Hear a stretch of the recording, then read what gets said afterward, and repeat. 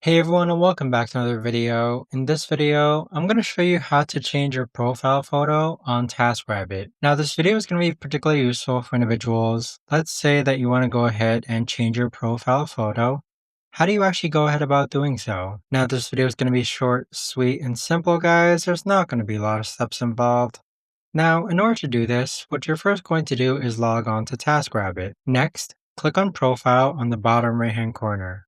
Afterwards, click on Account. Then it might ask you to verify your account with your phone number, so go ahead and verify it. Then click on your profile photo on the top right hand corner. So at this point, you can either choose from your camera or choose from your photo library, and there you have it. But that right there, guys, is the best and easiest way that I know of to actually go ahead and change your profile photo on TaskRabbit. If you guys know of a better or easier way to actually do this, let me know in the comments down below.